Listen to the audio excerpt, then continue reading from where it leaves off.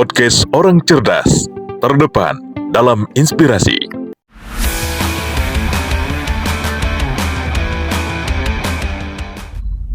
Podcast Orang Cerdas hadir bersama orang-orang yang terpilih yang akan kita ulas. Tentunya ini sudah mendekati pemilu kada, gubernur, bupati.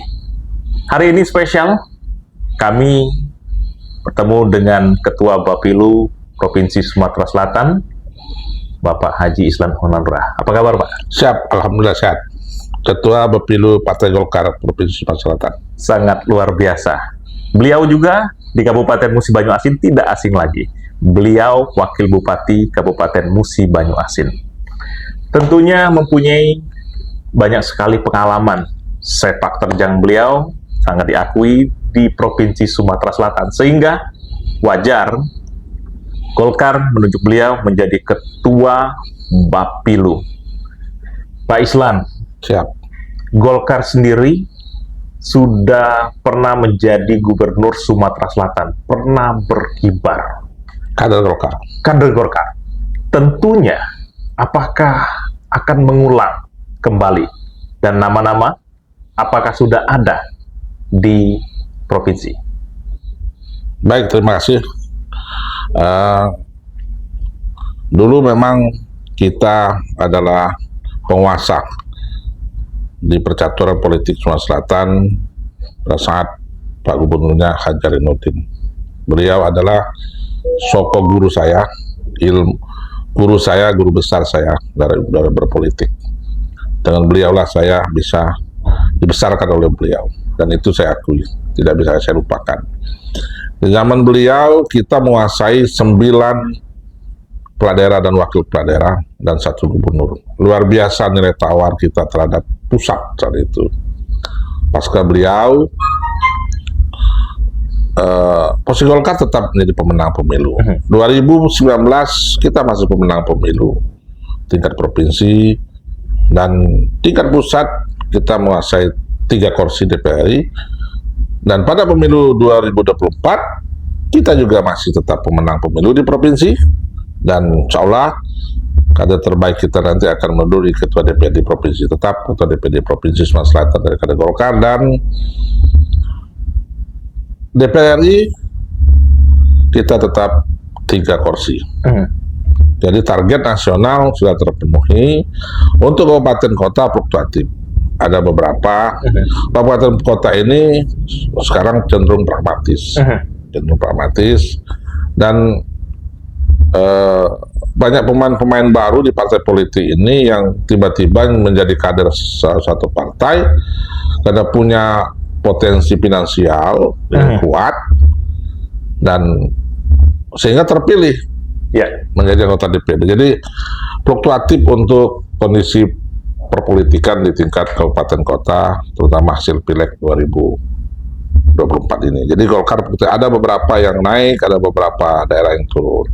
Setelah saya analisa sebagai Ketua Bapilu Selatan, salah satu faktor adalah situasi pemilu tahun 2024 ini adalah faktor pragmatis soal pemilih. Itu lebih dari 50% faktor Wanipiro. Itu sudah disampaikan dari dulu hari. Pembicaraan itu bukan saja di tingkat provinsi, tingkat nasional juga. Saya dengar di pusat itu partai politik hampir anomali. Saya lihat pemilu pileg tahun 2024 ini hampir tidak ada caleg yang mau kampanye, Pak. Iya. Jadi ya tahulah Pak Jailah. Kita mengulang lagi, Pak, tahun 2019 kejayaan Pak Alex Nurdin dari sekolah gratis dan berobat gratis. Yang dimainkan Pak Alex Nurdin waktu itu adalah program-program yang pro ke rakyat. Tentunya sangat dicintai oleh rakyat, dan sampai sekarang pun masih dielu-elukan. Apakah Partai Golkar akan memberikan program-program tadi, dan siapa yang akan dimajukan dari Partai Golkar? Golkar menganut sistem sudah terstruktur. Ya. Kita akan mencalonkan calon kepala daerah ini yang potensi untuk dipilih oleh rakyat. Salah satu parameternya adalah survei. Ya. Para ketua-ketua DPD Partai Golkar tingkat kabupaten kota seminggu kemarin sudah dipanggil di pusat untuk mempersiapkan survei untuk melihat peta potret kandidat-kandidat calon kepala daerah dan wakil kepala daerah. Itu keseluruhan, Pak? Seluruh. Jadi seluruh Indonesia, baik kabupaten kota, itu dalam waktu dekat ini, terakhir tanggal 30 ini harus sudah selesai. Siapa-siapa yang diusulkan untuk kita potret, kita surveikan, baik kader Golkar sendiri maupun non kader Golkar sendiri, termasuk ASN. Semua kita potret. Nah, salah satu parameternya adalah hasil survei. Dan semua partai akan melakukan hal yang sama. Nah, tentu Golkar sudah berpengalaman, nah kita akan melihat potensi. Di samping itu kita juga mempersiapkan kader-kader potensi kita, internal kita memprioritaskan para kader-kader terbaik kita, pengurus partai untuk maju, dan harus siap maju. Begitu Golkar menugaskan kandidat calon kepala daerah maupun kepala daerah, semua harus siap untuk bertarung. Nah, untuk provinsi, kita mempunyai beberapa kepala daerah. Oku Selatan, kita punya Popo Ali, 2 periode.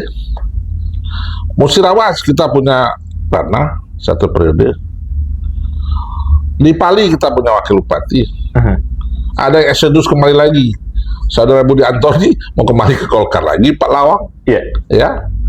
Beberapa ketua partai ini sudah mulai pasca pemilu pileg ini, pemilu presiden, dia sudah mulai bersosialisasi ke masyarakat untuk mendapat potret, sehingga begitu kita potret Mei, Juni, dan Agustus akan terlihat potensi mana yang terbaik dan akan diputuskan oleh DPP Partai Golkar.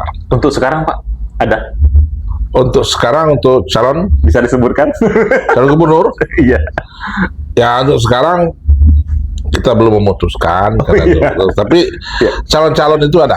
Nah, ada beberapa kandidat yang sudah mendekati. Nah, ada.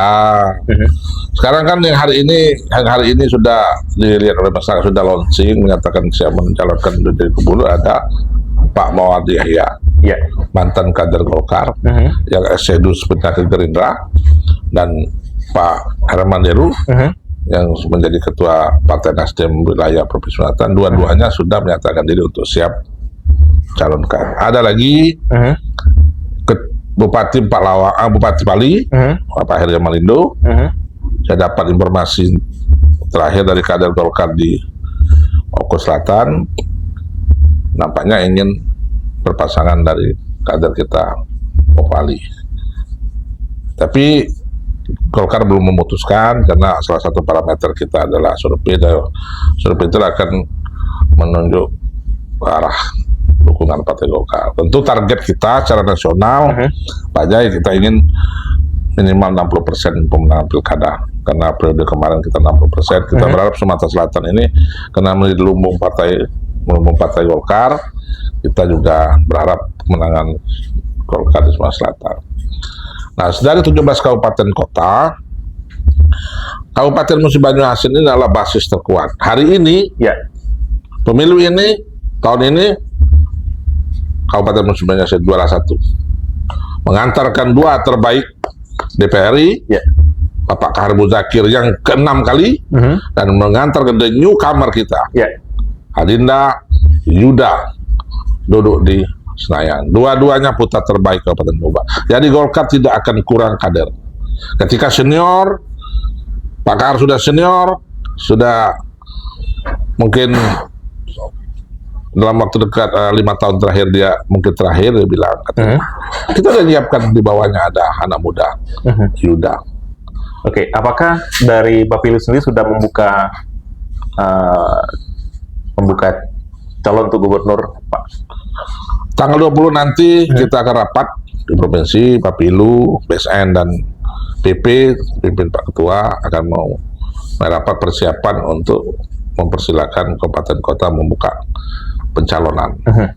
Jadi kita saya sudah ngomongin beberapa kabupaten, dia sudah membuka pencalonan. Kota Palembang sudah, informasi terakhir Kabupaten Muba juga sudah membuka pintu untuk pendaftaran, Pali juga begitu.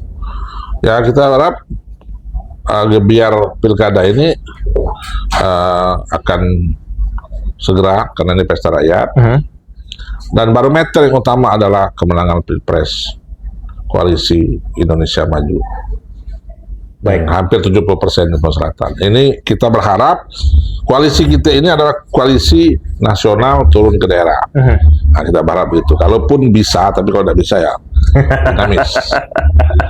Ada sudah mendekati ini clue-cluenya pemirsa secara tidak langsung, tapi itu belum penentunya. Nanti nanti diumumkan oleh Ketua Bapilu sendiri untuk calon gubernur dan wakil gubernur Sumatera Selatan. Mungkin pesan terakhir untuk pemirsa dan juga masyarakat Kabupaten Musi Banyuasin dan Sumatera Selatan.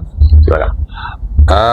Saya berharap pada seluruh masyarakat Provinsi Sumatera Selatan khususnya, dan khususnya Muba dan Musi Banyuasin, Provinsi Sumatera Selatan pada umumnya, marilah kita tetap kita hadapi pemilu kada ini menjadi pesta rakyat yang gembira, sama seperti Pilpres kemarin.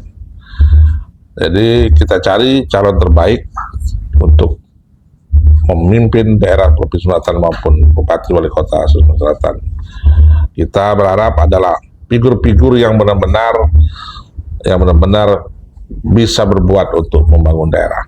Partai Golkar adalah partai yang didirikan untuk berkarya. Partai Golkar didirikan untuk berada di dalam pemerintahan. Bukan Partai Golkar didirikan untuk di oposisi. Dan Partai Golkar biasa bekerja. Dan kadernya pasti banyak. Baik yang di pemerintahan kita titipkan sebagai ASN, maupun yang memang berkarir di politik. Baik, terima kasih. Cukup panjang lebar kita ngobrol bersama Ketua Bapilu Provinsi Sumatera Selatan. Podcast Orang Cerdas akan mengulas kembali. Mungkin ada pengumuman yang akan disampaikan oleh Bapilu Provinsi Sumatera Selatan. Tentunya Anda selalu menyaksikan podcast Orang Cerdas. Terima kasih Pak Islan Hanura di tengah kesibukannya. Terima kasih. Dapat menerima kami podcast Orang Cerdas untuk mengisi di channel kami. Terima kasih pemirsa. Akhir kata, wassalamualaikum warahmatullahi wabarakatuh. Waalaikumsalam warahmatullahi wabarakatuh. Media massa sebagai salah satu bagian yang tak terpisahkan di masyarakat telah memberikan pengaruh yang begitu signifikan di masyarakat. Berbagai bentuk tayangan, tulisan, dan berita di media massa mampu menampilkan realitas sosial di masyarakat.